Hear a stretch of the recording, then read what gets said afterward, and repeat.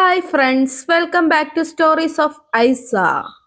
മോനെ, നീ അറിഞ്ഞോടാ, നമ്മുടെ വാവത്തിലെ സുരേഷിന്റെ മോളില്ലേ രേവതി, അവളെ ഇന്നലെ മുതൽ കാണാനില്ലടാ. എവിടെ പോയെന്നോ എന്താ പറ്റിയെന്നോ ആർക്കും അറിയില്ല. 10-17 വയസ്സുള്ള പെൺകുട്ടിയല്ലേ. ഇനി ആരുടെയെങ്കിലും കൂടെ പോയതാണോ എന്നൊന്നും ആർക്കും അറിയില്ല.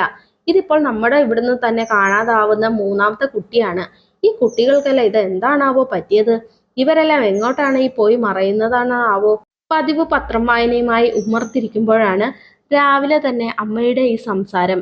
എൻ്റെ അമ്മേ, ഇപ്പോഴത്തെ പെൺകുട്ടികളല്ലേ, അവരുടെ ഒന്നും ഒരു കാര്യവും ഇപ്പോൾ നമ്മൾക്ക് ആർക്കും മുൻകൂട്ടി പറയാനോ ചിന്തിക്കാനോ പറ്റില്ല. ആ, ഇനിയിപ്പോൾ കുറച്ച് ദിവസം കഴിയുമ്പോൾ കാണാം ഇതുങ്ങളുടെയൊക്കെ തിരിച്ചുവരവ് എങ്ങനാന്ന്.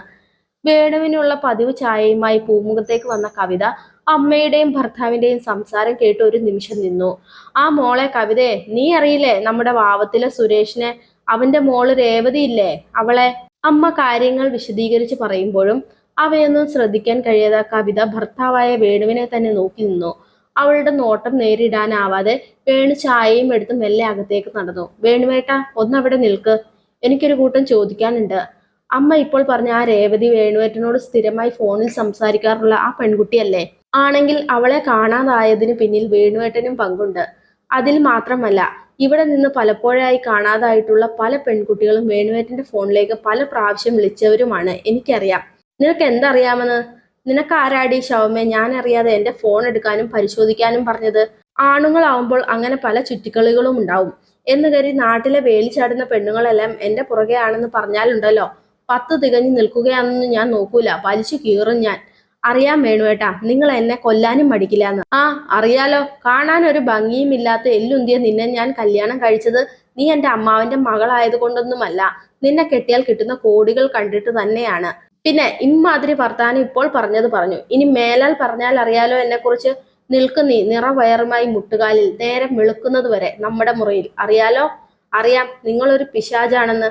അതറിയുന്ന ഏക ആളും ഞാനാണല്ലോ. പുറത്തേക്ക് നിങ്ങൾ മാന്യൻ, സർവഗുണ സമ്പന്നൻ, അമ്മയുടെ സാരിത്തുമ്പിൽ നിന്നും പിടിവിടാതെ നാട്ടുകാരുടെ ഏത് കാര്യത്തിനും കൂടെ നിൽക്കുന്ന പൊതുപ്രവർത്തകൻ. എല്ലാം ശരിയാണ്. പക്ഷെ നിങ്ങളുടെ ഉള്ളിലെ പിശാചിനെ അതിവർക്കാർക്കും അറിയില്ല. നോക്കിക്കോളൂ, ഈ കാണാതായ പെൺകുട്ടികൾ നിങ്ങളുമായി ബന്ധമുണ്ടായിരുന്നുവെന്നാണ് തെളിയുന്ന അന്ന്. അന്ന് തീരും നിങ്ങളുടെ ഈ നായാട്ട്. അന്നറിയും എല്ലാവരും നിങ്ങൾ ആരാണെന്ന്. അന്ന് പോലീസിനോട് മാത്രമല്ല, പെറ്റ തള്ളയോടും പറയേണ്ടി വരും എല്ലാത്തിനും മറുപടി.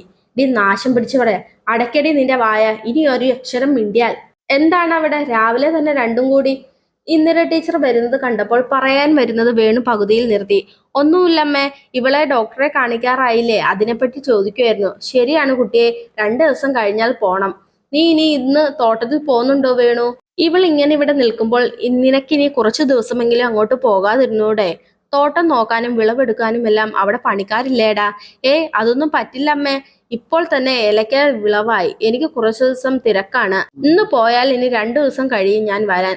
ഇവിടെ മനു ഉണ്ടല്ലോ, എന്തെങ്കിലും ആവശ്യം വന്നാൽ അവൻ നോക്കിക്കോളും. പിന്നെ ഏട്ടത്തിമ്മയെന്ന് വെച്ചാൽ അവൻ അത്ര ജീവനല്ലേ? അതൊക്കെ ശരിയാണ്. മനു നിന്റെ അനിയനാണ്. അവനൊരു പരിധിയുണ്ട് ഇവളുടെ കാര്യത്തിൽ. നീ വരണം ആശുപത്രിയിൽ പോവാറാവുമ്പോഴേക്കും. ശരിയമ്മേ, സമ്മതിച്ചു.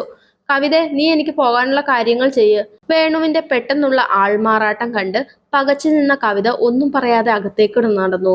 ആ പോക്ക് നോക്കി നിൽക്കവേ വേണുവിന്റെ ചുണ്ടിൽ ക്രൂരമായൊരു ചിരി വിടർന്നു.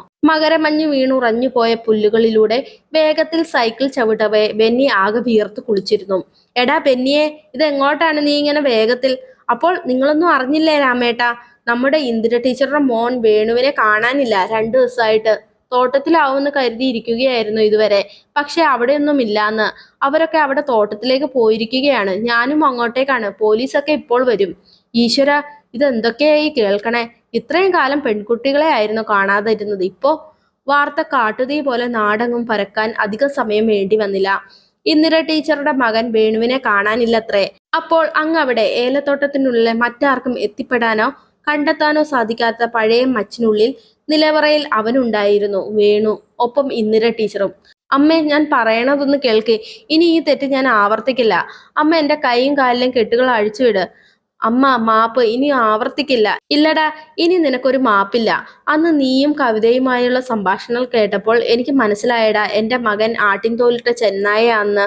അതാണ് ഞാൻ നീ അറിയാതെ നിന്നെ പിന്തുടർന്നു വന്നതും ഒടുവിൽ ആരും കാണാതെ ഈ നിലവറക്കുള്ളിൽ നീ കാമം തീർത്ത് കൊന്നുകളഞ്ഞ പെൺകുട്ടികളെ കണ്ടെത്തിയതും. എനിക്ക് മുൻപിൽ ചീഞ്ഞളിഞ്ഞ പെൺശരീരങ്ങളിൽ പോലും കാമം കണ്ടെത്തുന്ന നിന്നെ എന്ത് ചെയ്യണമെന്ന് എനിക്ക് അറിയില്ലായിരുന്നു. അതാണ് നിന്നെ ഞാൻ പുറകിൽ നിന്ന് അടിച്ചു വീഴ്ത്തി കാലുകൾ കെട്ടിയിട്ടത്. നിന്നെ എന്ത് ചെയ്യണമെന്ന് കവിതയോട് ഞാൻ ചോദിച്ചു. അതിനവൾ തന്നെ ഉത്തരമാണ് ഇതാ എന്റെ ഉള്ളം കയ്യിൽ ഇരിക്കുന്നത് കണ്ടോ. അമ്മയുടെ കയ്യിലേക്ക് നോക്കിയ വേണു കണ്ടു താൻ കവിതയുടെ കഴുത്തിൽ അണിയിച്ച താലിമാല അമ്മയുടെ കൈക്കുള്ളിൽ. അതേടാ, നിനക്ക് അവളും വിധിച്ചത് മരണശിക്ഷയാണ്. പണ്ട് മുൻ തലമുറക്കാർ ആരും കാണാതെ പണിതിട്ട ഈ നിലവറ നീയൊരു ശവപ്പറമ്പാക്കി മാറ്റിയില്ലേ. ഊരും പേരും പോലും അറിയാത്ത 6 7 പെൺശരീരങ്ങൾ കണ്ട് ഞാൻ ഇവിടെ. കാണാത്തത് എത്രയോ ഉണ്ടാവും. നിന്നെ നിയമത്തിന് വിട്ടുകൊടുത്താൽ നാളെ നിനക്ക് പിറക്കുന്ന ആ കുട്ടി പോലും നിന്റെ ക്രൂരതയുടെ വിഴുപ്പുപാണ്ഡം ചുമന്ന് ജീവിക്കേണ്ടി വരും. കൂടെ ഈ ഞങ്ങളും. ഒടുവിൽ ജയിലിൽ നിന്ന് നിന്നെ മോചിപ്പിക്കാനും കാണും കുറെ മനുഷ്യാവകാശ സ്നേഹികൾ. വേണ്ട, നീ അങ്ങനെ ഒന്നും രക്ഷപ്പെടരുത്. നിനക്ക് ജന്മം തന്ന ഞാൻ തന്നെ വേണം നിനക്കുള്ള ശിക്ഷയും നൽകാൻ. പറഞ്ഞു നിർത്തിയതും ടീച്ചർ പെട്ടെന്ന് നിലത്ത് കിടന്നിരുന്ന തുണിക്കഷ്ണം വേണുവിന്റെ വായിൽ തിരുകി. ഇനി നീ ഇവിടെ നീ തന്നെ കൊന്നു കൂട്ടിയിരിക്കുന്ന ഈ ശവശരീരങ്ങൾക്കൊപ്പം കഴിഞ്ഞുകൂടുക നിന്റെ മരണം വരെ. വിശപ്പും ദാഹവും നിന്നെ മരണത്തിലേക്ക് കൊണ്ടുപോകുമ്പോൾ നിനക്ക് ഓർത്ത് പശ്ചാത്തപിക്കാൻ ഈ താലി ഇവിടെ ഞാൻ വെക്കുന്നു. കാരണം നിനക്ക് ഈ ശിക്ഷ വിധിച്ചത് അവൾ കൂടി ചേർന്നാണ്. കഴിഞ്ഞു പോയ വർഷങ്ങളിൽ നീ കൊല്ലാതെ കൊന്ന നിന്റെ ഭാര്യയും ചേർന്ന്. ഇനി എനിക്ക് നിന്നെ ഓർത്ത് ഒരു കണ്ണുനീർത്തുള്ളി പോലും വരില്ല. പോകണം നീ പിച്ചി ചിന്തി എറിഞ്ഞ സാധു ജന്മങ്ങളുടെ വീട്ടിൽ. മനസ്സുകൊണ്ട് മാപ്പപേക്ഷിക്കാൻ, പറ്റുന്ന സഹായങ്ങൾ ചെയ്യാൽ. അപ്പോൾ ഇനിയൊരു കാഴ്ചയില്ല നമ്മൾ തമ്മിൽ ഭൂമിയിൽ. പോട്ടെ. നിലവറയുടെ വാതിലുകളെല്ലാം വലിച്ചടച്ച് ടീച്ചർ അവിടെ നിന്ന് നടന്നകലവേ തനിക്ക് ചുറ്റും ചിറകു വീശി ആടുന്ന മരണത്തെ നോക്കി ഒന്നുറക്കെ കരയാൻ പോലും ആവാതെ വേണു ആ ഇരുട്ടുമുറിയിൽ ചീഞ്ഞളിഞ്ഞ ശവശരീരങ്ങൾക്കൊപ്പം മരണവും കാത്തു കിടന്നു.